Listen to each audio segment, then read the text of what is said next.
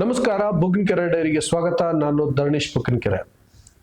ಬಳ್ಳಾರಿ ಈಗ ಒತ್ತಿ ಉರಿತಾ ಇದೆ. ಜನಾರ್ದನ್ ರೆಡ್ಡಿ ಮತ್ತು ಶಾಸಕ ನಾರಾ ಭರತ್ ರೆಡ್ಡಿ ವಿರುದ್ಧ ಅಸಲಿ ಕಾಳಗ ಶುರುವಾಗಿದೆ. ಆದರೆ ಇದಕ್ಕೊಂದು ದೊಡ್ಡ ಇತಿಹಾಸ ಇದೆ. ಬಳ್ಳಾರಿ ಬೇರೆ ಜಿಲ್ಲೆಗಳಿಗಿಂತ ಭಿನ್ನ. ಅದೇ ಕಾರಣಕ್ಕೋಸ್ಕರ ಲೋಕಾಯುಕ್ತ ನ್ಯಾಯಮೂರ್ತಿ ಸಂತೋಷ್ ಹೆಗ್ಡೆ ಅವರು ಹಿಂದೆ ಬಳ್ಳಾರಿ ರಿಪಬ್ಲಿಕ್ ಅಂತ ಕರೆದಿದ್ರು. ಏನದು ಬಳ್ಳಾರಿ ರಿಪಬ್ಲಿಕ್?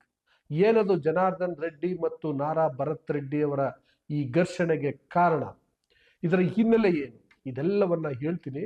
ಅದಕ್ಕೂ ಮೊದಲು ನಾನು ನಿಮಗೆ ರಿಕ್ವೆಸ್ಟ್ ಮಾಡ್ತೀನಿ, ನೀವಿನ್ನೂ ಬುಗ್ನಕೆರೆ ಡೈರಿಯನ್ನು ಸಬ್ಸ್ಕ್ರೈಬ್ ಮಾಡಿಲ್ಲ ಅಂದರೆ ದಯವಿಟ್ಟು ಸಬ್ಸ್ಕ್ರೈಬ್ ಮಾಡಿ, ಲೈಕ್ ಮಾಡಿ, ಶೇರ್ ಮಾಡಿ ಮತ್ತು ಬೆಲ್ ಬಟನನ್ನು ಪ್ರೆಸ್ ಮಾಡಿ. ವೀಕ್ಷಕರೇ, ಬಳ್ಳಾರಿ ಘರ್ಷಣೆಗೆ ಕಾರಣ ನಿನ್ನೆ ಮೊನ್ನೆಯದಲ್ಲ, ಇದು ದಶಕಗಳ ದ್ವೇಷ. 90ರ ದಶಕದಲ್ಲಿ ಬಳ್ಳಾರಿಯಲ್ಲಿ ರೈಲ್ವೆ ಬಾಬು ಎನ್ನುವರ ಕೊಲೆ ಆಗುತ್ತೆ. ಆ ರೈಲ್ವೆ ಬಾಬು ಯಾರು ಗೊತ್ತಾ? ಶ್ರೀರಾಮುಲು ಅವರ ಭಾವ, ಅಕ್ಕನ ಗಂಡ. ಅವರ ಕೊಲೆ ಆಗುತ್ತೆ. ಆ ಕೊಲೆ ಯಾರು ಮಾಡಿದ್ರು ಅನ್ನುವಂಥದ್ದು ಇವತ್ತಿನವರೆಗೂ ಗೊತ್ತಾಗಿಲ್ಲ. ಆದರೆ ಆ ಕೊಲೆ ಪ್ರಕರಣದಲ್ಲಿ ಈಗ ನಾರಾ ಭರತ್ ರೆಡ್ಡಿ ಇದಾರಲ್ಲ, ಅವರ ತಂದೆ ಸೂರ್ಯನಾರಾಯಣ ರೆಡ್ಡಿ ಮತ್ತು ಮಾಜಿ ಸಚಿವ ದಿವಾಕರ್ ಬಾಬು ಹೆಸರು ತಳುಕಾಕೊಂಡಿತ್ತು. ಅದೇ ಸಂದರ್ಭದಲ್ಲಿ ಶ್ರೀರಾಮುಲು ಜೊತೆಗೆ ಜನಾರ್ದನ್ ರೆಡ್ಡಿ ಗುರುತಿಸ್ಕೊಂಡಿದ್ರು. ಆಗ ಜನಾರ್ದನ್ ರೆಡ್ಡಿ ಮತ್ತು ಸೂರ್ಯನಾರಾಯಣ ರೆಡ್ಡಿ ನಡುವೆ ಶುರುವಾದದ್ದು ಹಗೆತನ. ಆ ಹಗೆತನ ಇಲ್ಲಿವರೆಗೂ ಮುಂದುವರೆದಿದೆ. ಇದು ಒಂದು ಕಾರಣ. ಇನ್ನೊಂದು ಪ್ರಮುಖ ಕಾರಣ ಅಂತಂದ್ರೆ, ಬಳ್ಳಾರಿ ಜಿಲ್ಲೆ ಮೇಲೆ ಹಿಡಿತ ಸಾಧಿಸಬೇಕು ಅಂತ ರೆಡ್ಡಿ ಸಮುದಾಯ ನಡೆಸ್ತಿರುವಂತಹ ಪ್ರಯತ್ನಗಳು. ಜನಾರ್ದನ್ ರೆಡ್ಡಿ ಮತ್ತು ಸೂರ್ಯನಾರಾಯಣ ರೆಡ್ಡಿ ಇಬ್ಬರೂ ಕೂಡ ರೆಡ್ಡಿ ಸಮುದಾಯದವರು. ಬಳ್ಳಾರಿ ಜಿಲ್ಲೆಯಲ್ಲಿ, ಈಗಿನ ಬಳ್ಳಾರಿ ಜಿಲ್ಲೆ ಇರ್ಬೋದು, ಇಂದಿನ ಅವಿಭಜಿತ ಬಳ್ಳಾರಿ ಜಿಲ್ಲೆ ಇರ್ಬೋದು, ಅಲ್ಲಿ ರೆಡ್ಡಿ ಸಮುದಾಯ ಜನಸಂಖ್ಯೆಯ ದೃಷ್ಟಿಯಿಂದ ಅಷ್ಟೇನು ಜಾಸ್ತಿ ಇಲ್ಲ. ಅಲ್ಲಿ ಜಾಸ್ತಿ ಇರೋದು ಪರಿಶಿಷ್ಟ ಜಾತಿಯವರು, ನಂತರದ ಸ್ಥಾನದಲ್ಲಿರೋರು ಪರಿಶಿಷ್ಟ ಪಂಗಡದವರು, ಅದರ ನಂತರ ಇರೋದು ಲಿಂಗಾಯತರು, ಅದರ ನಂತರ ಇರುವಂಥದ್ದು ಹಿಂದುಳಿದವರು, ಅದರ ನಂತರ ಕಮ್ಮ, ಅದಾದ್ಮೇಲೆ ರೆಡ್ಡಿಯವರು. ಆದರೆ ಹಣಬಲದ ವಿಷಯದಲ್ಲಿ ರೆಡ್ಡಿ ಸಮುದಾಯ ಬಹಳ ಸ್ಟ್ರಾಂಗ್ ಆಗಿದೆ. ಆ ಕಾರಣಕ್ಕೋಸ್ಕರ ಅವರು ಇಡೀ ಜಿಲ್ಲೆನಲ್ಲಿ ರಾಜಕೀಯ ಇರಲಿ, ಉದ್ಯಮ ಇರಲಿ, ಮತ್ತೊಂದು ವ್ಯವಹಾರ ಇರಲಿ, ಹಿಡಿತ ಸಾಧಿಸಲಿಕ್ಕೆ ಪ್ರಯತ್ನವನ್ನ ಪಡ್ತಾನೆ ಇದ್ದಾರೆ. ಅದರಲ್ಲೂ ಮುಖ್ಯವಾಗಿ ಜನಾರ್ದನ್ ರೆಡ್ಡಿ ಕುಟುಂಬ ಮತ್ತು ಸೂರ್ಯನಾರಾಯಣ ರೆಡ್ಡಿ ಕುಟುಂಬ. ಸೊ ಅವರಿಬ್ಬರ ಈ ಪ್ರಾಬಲ್ಯ ಸಾಧಿಸುವ ವಿಷಯಕ್ಕೆ ಸಂಬಂಧಪಟ್ಟಂತೆ ಕೂಡ ಇಬ್ಬರ ನಡುವೆ ಅಗತನ ಶುರುವಾಗಿತ್ತು, ದ್ವೇಷ ಆರಂಭ ಆಗಿತ್ತು, ಅದು ಕೂಡ ಮುಂದುವರಿತಾ ಇದೆ. ಹಾಗೆ ನೋಡಿದ್ರೆ ಜನಾರ್ದನ್ ರೆಡ್ಡಿ ಇರಲಿ ಅಥವಾ ಸೂರ್ಯನಾರಾಯಣ ರೆಡ್ಡಿ ಇರಲಿ, ಇವರು ಹುಟ್ಟತಾನೆ ಬಹಳ ಶ್ರೀಮಂತ ಕುಟುಂಬದಿಂದ ಹುಟ್ಟಿದಂಥವ್ರಲ್ಲ. ಫಾರ್ ಎಕ್ಸಾಂಪಲ್, ಜನಾರ್ದನ್ ರೆಡ್ಡಿ ಮೊದಲಿಗೆ ಎನೋಬಲ್ ಇಂಡಿಯಾ ಎನ್ನುವಂಥ ಒಂದು ಸಣ್ಣ ಫೈನಾನ್ಸ್ ಕಂಪನಿಯನ್ನು ನಡೆಸ್ತಾ ಇದ್ರು. 2000 ಇಸ್ವಿನಲ್ಲಿ ಅವರು ಗಣಿಗಾರಿಕೆಯನ್ನು ಶುರು ಮಾಡಿದರು. ಅವರ ಅದೃಷ್ಟವೋ ಏನೋ, ಆ ಸಂದರ್ಭದಲ್ಲಿ ಚೀನಾದಲ್ಲಿ ಅದರಿಂದ ಬೇಡಿಕೆ ಜಾಸ್ತಿ ಆಯಿತು. ಅದು ಜನಾರ್ದನ್ ರೆಡ್ಡಿ ಅವರ ಮತ್ತು ಆ ರೆಡ್ಡಿ ಬ್ರದರ್ಸ್ಗಳ ಅದೃಷ್ಟವನ್ನ ಬದಲಾವಣೆ ಮಾಡಿತು. ಜನಾರ್ದನ್ ರೆಡ್ಡಿಗೆ ತಲೆ ತಿರುಗಿತು. ಅದರ ಪರಿಣಾಮವಾಗಿ ದೇವಸ್ಥಾನವನ್ನು ಹೊಡೆದ್ರು, ಕರ್ನಾಟಕ ಮತ್ತು ಆಂಧ್ರದ ಗಡಿಯನ್ನ ಅಳಿಸಿ ಹಾಕಿದ್ರು, ಬೇರೆಯವರ ಗಣಿಗೂ ಕೈ ಹಾಕಿದ್ರು. ದರ್ಪದಿಂದ ಬೇರೆಯವರ ಗಡಿನಲ್ಲಿ ಇವರು ಗಣಿಗಾರಿಕೆಯನ್ನ ಮಾಡಿದ್ರು. ಅದಾದ್ಮೇಲೆ ಇವರ ವಿರುದ್ಧ ಪ್ರಕರಣ ದಾಖಲಾಗಿ ಜೈಲಿಗೆ ಹೋಗಿ ಬೇಲು ಸಿಗದೆ ಇರುವಂತ ಸಂದರ್ಭದಲ್ಲಿ ಜಡ್ಜ್ಗೆ ಬೇಲ್ ಕೊಡ್ಲಿಕ್ಕೋಸ್ಕರ ಲಂಚದ ಆಮಿಷವನ್ನು ಒಡ್ಡಿದ್ರು. ಇನ್ನು ಇವರ ಇದ್ದಂತಹ ಹಣ ಮತ್ತು ತೋಳ್ಬಲವನ್ನು ಬಳಸಿ ಆಪರೇಷನ್ ಕಮಲ ಮಾಡಿದ್ರು 2008ರಲ್ಲಿ. ಆಪರೇಷನ್ ಕಮಲ ಎನ್ನುವಂತಹ ಅಸಹ್ಯ ಅನಿಷ್ಟ ಪದ್ಧತಿಯನ್ನ ರಾಜಕಾರಣಕ್ಕೆ ಪರಿಚಯಿಸಿದವರು ಜನಾರ್ದನ್ ರೆಡ್ಡಿ. ಆ ದೃಷ್ಟಿಯಲ್ಲಿ ಇಡೀ ರಾಜ್ಯ ಅವರನ್ನ ಖಳನಾಯಕ ಅನ್ನೋ ರೀತಿಯಲ್ಲಿ ನೋಡಿತ್ತು. ಈ ಆಪರೇಷನ್ ಕಮಲದಲ್ಲಿ ಯಡಿಯೂರಪ್ಪ ಪಾತ್ರ ಕೂಡ ಇತ್ತು. ಯಡಿಯೂರಪ್ಪ ಮತ್ತು ಜನಾರ್ದನ್ ರೆಡ್ಡಿ ಇಬ್ಬರೂ ಸೇರಿ ಆಪರೇಷನ್ ಕಮಲ ಎನ್ನುವಂತಹ ಅನಿಷ್ಟ ಪದ್ಧತಿಯನ್ನ ಹುಟ್ಟುಹಾಕಿ ಮೊದಲ ಬಾರಿಗೆ ಬಿಜೆಪಿ ಸರ್ಕಾರ ಬರೋ ರೀತಿಯಲ್ಲಿ ಮಾಡಿದ್ರು.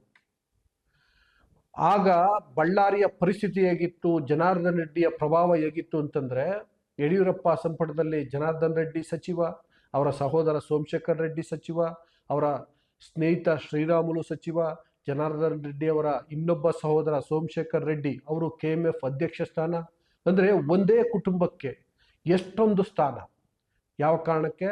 ಅವರ ಬಳಿ ಇದ್ದಂಥ ಹಣದ ಕಾರಣಕ್ಕೆ ಯಡಿಯೂರಪ್ಪ ಆಪರೇಷನ್ ಕಮಲವನ್ನು ಮಾಡಿ ಸರ್ಕಾರ ರಚನೆ ಮಾಡಿದ್ದರಿಂದ ರೆಡ್ಡಿ ಮುಂದೆ ಶರಣಾಗಿದ್ರು. ಆ ಕಾರಣಕ್ಕೋಸ್ಕರ ಒಂದೇ ಮನೆಗೆ 4 ಅಧಿಕಾರವನ್ನು ಕೊಟ್ಟಿದ್ರು. ಅದಲ್ಲದೆ ಶ್ರೀರಾಮುಲು ಅವರ ಬಾಮೈದ ಶಾಸಕ ಆಗಿದ್ರು. ಅದಂತರ ಶ್ರೀರಾಮುಲು ಅವರ ಅಕ್ಕ ಸಂಸದೆಯಾದ್ರು. ಇನ್ನೂ ಬೇರೆ ಬೇರೆ ಇತ್ತು ಸಣ್ಣ ಪುಟ್ಟ ಅಧಿಕಾರಗಳು.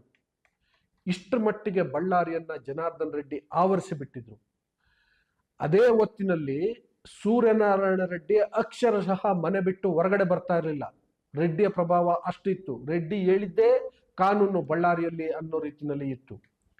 ರೆಡ್ಡಿಯ ಅನುಮತಿ ಇಲ್ಲದೆ ಒಂದು ಹುಲ್ಕಡ್ಡಿ ಕೂಡ ಅಲಗಾಡ್ತಿರಲಿಲ್ಲ ಅನ್ನೋ ಪರಿಸ್ಥಿತಿ ಇತ್ತು ಬಳ್ಳಾರಿನಲ್ಲಿ.